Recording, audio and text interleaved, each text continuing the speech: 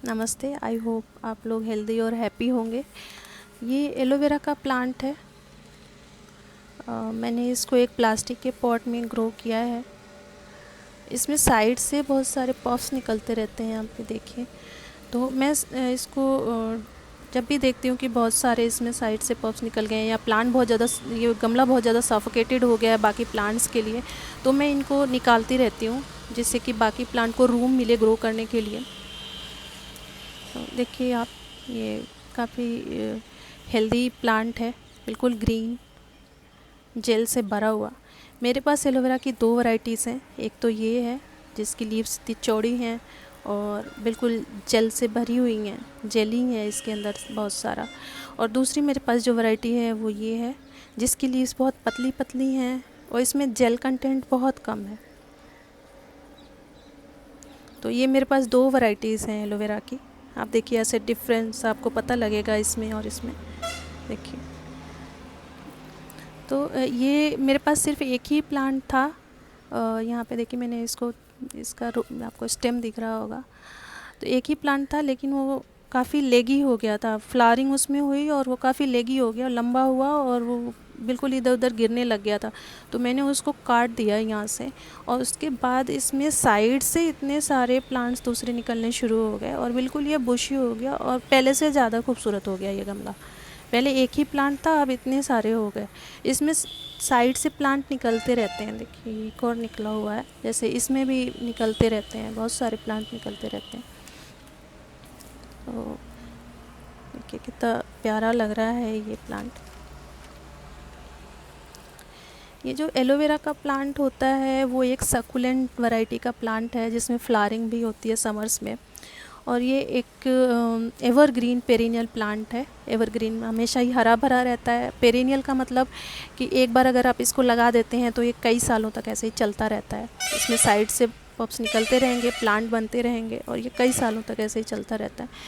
World wide ये mostly ornamental plant की तरह ही यूज होता है।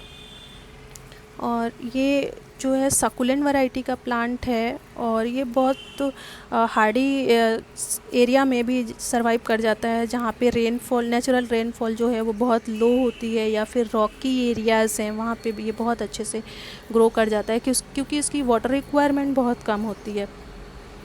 और ये बहुत सारे इंसेक्ट्स से भी रेसिस्टेंट होता है। इस पे मिलीबग या एफिड्स का कोई फ़र्क नहीं पड़ता, इसको इफ़ेक्ट नहीं करते हैं वो। ये नेटिव प्लांट है आप साउथ वेस्ट अरेबियन पेनिनसुला का, लेकिन अभी ये वर्ल्ड वाइड हर जगह ही ग्रो होता है। आप कहीं भी इसको देख सकते हैं एलोवेरा का प्लांट। अपनी कंट्री में, वर्ल्ड में कहीं भी आप जाएंगे तो आपको एलोवेरा का प्लांट मिल जाएगा। इसके लिए आपको वेल ड्रेन्ड सॉइल चाहिए, बिल्कुल Sandy soil, well drained soil जिसमें वाटर रिटेंशन बिल्कुल ना हो, क्योंकि जैसे ही इसमें वाटर रिटेंशन होने लग जाएगा इसकी जो ये प्लांट है वो गल जाएगा और ये मर जाएगा प्लांट। तो इसमें वाटर लॉगिंग बिल्कुल भी नहीं होनी देनी है आपको इसमें वाटरिंग की अगर हम बात करें तो वाटरिंग आपको तभी करनी है जब इसकी सॉइल बिल्कुल ड्राई हो जाए। जब ये सॉइल बिल्कुल ड्राई हो जाए तभी आप इसमें पानी डालें। अगर इसकी मिट्टी आपको हल्की भी मॉइस्ट लगती है तो आप इसमें पानी ना डालें, बिल्कुल ड्राई होने पे ही पानी डालें, नहीं तो आपका पौधा गल जाएगा बिल्कुल। वाटरिंग इसमें बहुत ही केयरफुली करनी है। और आपको ये जो पॉटेड प्लांट्स होते हैं, जैसे मैंने जो गमले में लगाया हुआ है, इसमें तो आपको थोड़ा ध्यान देना भी पड़ता है, लेकिन अगर आपने इसको मिट्टी में लगाया हुआ है तो आपको वाटरिंग की बहुत ही कम रिक्वायरमेंट होती है, वो बहुत अच्छे से अपने आप ही ग्रो करता रहेगा। अगर हम फर्टिलाइज़र की बात करते हैं तो ये इतना अच्छा प्लांट है कि इसको फर्टिलाइज़र की लगभग रिक्वायरमेंट नहीं ही होती है, लेकिन फिर भी अगर आप इसको अपने डेली रूटीन के हिसाब से, जैसे प्लांट्स की केयर करते हैं उसमें अगर आप फर्टिलाइज़र इसको डालना चाहते हैं तो ईयरली आप इसमें फॉस्फोरस रिच फर्टिलाइज़र डाल सकते हैं। फॉस्फोरस रिच फर्टिलाइज़र आप मार्केट से भी परचेज़ कर सकते हैं, और अगर आप चाहें तो होममेड फर्टिलाइज़र भी बना सकते हैं। इसके लिए बनाना पील जो है वो बहुत ही सूटेबल फर्टिलाइज़र होगा। उसको आप चाहें तो लिक्विड फर्टिलाइज़र की तरह, या फिर उसको ड्राई करके पाउडर करके भी आप उसको गमले में डाल देंगे तो ये प्लांट उसको आराम से एब्जॉर्ब कर लेगा और बहुत अच्छे से आपको रिजल्ट भी देगा। बिल्कुल ग्रीन हो जाएगा ये। अभी भी खैर ग्रीन तो है ही, लेकिन और भी अगर आप इसमें डाल देंगे थोड़ा तो इसको थोड़ी हेल्प होगी। और अगर प्रोपेगेशन की बात करते हैं तो आप देख रहे हैं कि इतने सारे तो पप्स इसमें अपने आप ही निकलते रहते हैं। इनको आपको बाहर निकाल के इवन फेंकना ही पड़ता है। जब बहुत ज़्यादा हो जाते हैं तो आप क्या करेंगे, कितने गमलों में लगाएंगे इसको। लेकिन अगर आपको इसको प्रोपेगेट करना है तो आप इसको बहुत ही केयरफुली इसके साइड की जो छोटी से प्लांट्स आए हुए हैं उनको निकाल लीजिए और एक वेल ड्रेन्ड सॉइल वाले गमले में या फिर मिट्टी में इसको आप लगा दीजिए। देखिए इसमें भी आया हुआ है, तो इसको भी आप केयरफुली रूट के साथ में निकाल लें और फिर इसको वेल ड्रेन्ड सॉइल वाली मिट्टी में इसको आप प्लांट कर दें। और प्लांट करने के बाद तुरंत ही पानी से उसको ना भरें, पहले थोड़े दिन उसको उस मिट्टी में एडजस्ट होने दें और उसके बाद जब मिट्टी वहाँ की ड्राई हो जाए फिर उसमें हल्का सा पानी स्प्रिंकल कर दें और फिर उसमें जब बिल्कुल ही ड्राई हो जाए उसके बाद उसमें आप वाटरिंग करना शुरू करें। एकदम से उसमें पानी ना भर दें, प्लांट लगाते ही बिल्कुल उसमें पानी से भर ना दें। पानी से आप भरें एयर निकालने के लिए शुरू में, लेकिन जब दोबारा उसमें पानी डालना है आप जब प्लांटिंग के बाद जब आपको पहली बार उसमें पानी डालना है तो आप ये चेक कर लें कि बिल्कुल ही मिट्टी अगर ड्राई हो गई है तब पानी डालें। ये प्लांट जो है उसको आप कहीं भी रख सकते हैं, इंडोर भी आउटडोर भी। इंडोर आप अगर इसको रख रहे हैं तो 15-20 दिन में एक बार इसको धूप में रख दें, तो इससे क्या होगा कि प्लांट जो है वो लेगी होने से बच जाएगा। क्योंकि जब आप बहुत ज़्यादा दिनों तक इसको शेड में अंदर रखते हैं, इंडोर रखते हैं, तो इसकी जो स्टेम्स हैं ये वीक होने लग जाती हैं, तो ये इधर उधर गिरने लग जाएगा। तो इसको बीच बीच में 15-20 दिन में एक बार आप इसको धूप में रख दें। आप इसको बहुत ज़्यादा ब्राइट सनलाइट में पूरे दिन जहाँ पे धूप आती है वहाँ पे ना रखें। अगर आप वहाँ पे रखेंगे तो ये इसकी लीव्स जो हैं वो ब्राउन हो जाएंगी और वो सूखने भी लग जाएंगी साइड से। मैं आपको दिखाती हूँ, मैंने एक प्लांट मैंने दूसरी बालकनी में रखा हुआ था जहाँ पे पूरे दिन धूप आती है, तो आप देखिए इसकी क्या हालत हो गई है। बिल्कुल पूरे दिन ये धूप में रहता है तो इसकी पत्तियां एक तो बिल्कुल ब्राउन हो गई हैं, देखिए बिल्कुल ही ब्राउन हो गई हैं। और ब्राउन होने के साथ साथ ये इसकी जो टिप्स हैं वो सूखने लग गई हैं, सूख के बिल्कुल देखिए कैसी हो गई हैं ये। तो आप ये ध्यान रखें कि अगर आपको एलोवेरा का प्लांट लगा रहे हैं आप, तो पूरे दिन आप उसको धूप वाली जगह पे ना रखें। आप ऐसे जैसे ये वाली जो मैंने ये प्लांट आपको दिखा रही हूँ मैं, ये मैंने इस वाली बालकनी में रखा हुआ है जहाँ पे दोपहर के बाद धूप आती है। तो आप देखिए ये अच्छे से ही हैं, काफ़ी हेल्दी लग रहे हैं, ग्रीन भी हैं। टिप्स भी इनकी बहुत ज़्यादा सूखी नहीं है, इतनी तो रहेंगी ही। इतने साल पुराना प्लांट है ये, करीब ये 2 साल तो हो ही गया होगा इसको। तो आप ये धूप का ध्यान रखें, बिल्कुल फुल सनलाइट में पूरे दिन गर्मियों के सीज़न में इसको ना रखें और आपका प्लांट अच्छे से आपको खूबसूरती देता रहेगा।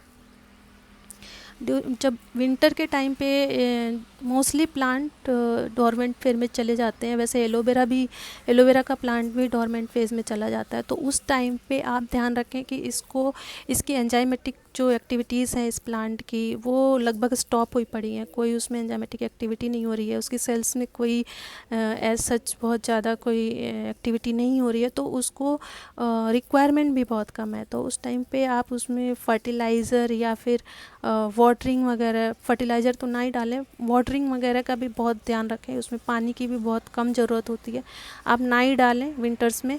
और अगर आपको लग रहा है कि बहुत ज़्यादा सूख गया है तो हल्का सा स्प्रिंकल कर दें, बहुत ज़्यादा पानी ना डालें विंटर्स के टाइम पे। एलोवेरा का प्लांट जो है लगभग सभी घरों में होता है, आपके घर में भी होगा। तो आपको पता है कुछ यूजेस तो आपको भी पता है कि एलोवेरा कैसे यूज़ होता है, लेकिन कुछ यूजेस मैं आपको कोई बताना चाहूँगी कि मोस्टली जो एलोवेरा है वो उसका प्रोडक्शन एज अ क्रॉप होता है, क्रॉप की तरह इसको उगाते हैं एलोवेरा प्रोडक्शन के लिए। जो इसमें एलोवेरा का जो जेल होता है इसके प्रोडक्शन के लिए इसको एज अ क्रॉप प्रोपेगेट किया जाता है, कल्टीवेट किया जाता है। तो उसके अलावा भी बहुत सारे इसके यूजेस हैं, जैसे कि फूड इंडस्ट्री में इसका यूज़ होता है। FDA ने इसको फ्लेवरिंग एजेंट की तरह अप्रूव किया हुआ है, तो बहुत सारे फूड्स में इसको एज अ फ्लेवर यूज़ करते हैं। कॉस्मेटिक्स में भी इसका यूज होता है, आप लोग वेल नोन होंगे इससे कॉस्मेटिक्स में इसके यूज़ को लेके। इसमें बहुत सारे न्यूट्रिएंट होते हैं, इसलिए फूड सप्लीमेंट में भी एलोवेरा का यूज़ होता है। बहुत सारी ऐसी रेमेडीज़ में भी इसको as a herbal remedy use करते हैं। बहुत सारे जर्नल्स में, आर्टिकल्स में इसके बहुत सारे मेडिसिनल वैल्यूज़ के क्लेम्स हैं। उनमें से कुछ मैं आपको बताती हूँ। कुछ आर्टिकल ने जो रिपोर्ट किया हुआ है उसमें से पहला है कि ये टीथ एंड गम के लिए बड़ा हेल्दी होता है। अगर इसकी जेल को हम टूथपेस्ट के साथ यूज़ करें या टूथपेस्ट में अगर इसका जेल है तो वो आपके गम्स के लिए और टीथ के लिए हेल्दी होगा, क्योंकि उसमें जो जेल होता है उसकी जर्म फाइटिंग कैपेसिटी बहुत ही अच्छी होती है, जो कि कैविटीज़ जो टूथ में बनती हैं उसको वो रोकता है। दूसरा इसका कहते हैं कि कॉन्स्टिपेशन में भी हेल्प करता है। जिनको कॉन्स्टिपेशन की प्रॉब्लम होती है उनके लिए ये काफ़ी फ़ायदेमंद है। और नेक्स्ट जो है वो डायबिटीज़ इंड्यूस जो फूड अल्सर होते हैं, जो डायबिटिक पेशेंट्स होते हैं उनके पैरों में कुछ अल्सर से घाव बन जाते हैं, तो उसमें भी एलोवेरा बहुत ही बेनिफिशियल है। ये वुंड हीलिंग का काम करता है और बहुत ही सिग्निफिकेंटली ये वुंड हीलिंग शो करता है। जो बहुत सारे मार्केटेड प्रिपरेशंस हैं उनसे जब कंपैरिजन करके उन आर्टिकल्स में लिखा हुआ है ऐसा कि उन्होंने जब उसमें कंपैरेटिव स्टडी करी है तो मार्केटेड प्रिपरेशंस जो मार्केट में अवेलेबल हैं उनके जितना या फिर उनसे बेटर रिजल्ट दिया है इसने डायबिटिक इंड्यूस फूड अल्सर में। इसकी जो प्रॉपर्टी है वो एंटीऑक्सीडेंट की भी होती है, एंटी माइक्रोबियल प्रॉपर्टी भी होती है। इस सबसे जो मुझे अच्छी बात लगी वो ये कि ये प्रोटेक्ट करता है यूवी रेडिएशन से भी। तो अगर आप कभी धूप में बाहर जा रहे हैं और आपके पास सनस्क्रीन लोशन नहीं है तो आप एलोवेरा का जेल लगा के जा सकते हैं, क्योंकि ये यूवी लाइट से भी आपको प्रोटेक्ट करेगा। और जो सेकेंड डिग्री बर्न में जो वुंड हो जाते हैं, बर्निंग के बाद जो सेकेंड डिग्री बर्निंग होती है उसके बाद जो वुंड हो जाते हैं बॉडी पे, उसमें भी इसका काफ़ी सिग्निफिकेंट रिजल्ट आया है कि ये वुंड हीलिंग में काफ़ी अच्छा रिजल्ट शो करता है। तो अगर आपको ये मेरा वीडियो अच्छा लगा हो और इन्फॉर्मेटिव लगा हो तो प्लीज़ मेरे इस वीडियो को लाइक करें और चैनल को सब्सक्राइब करें। Thanks for watching.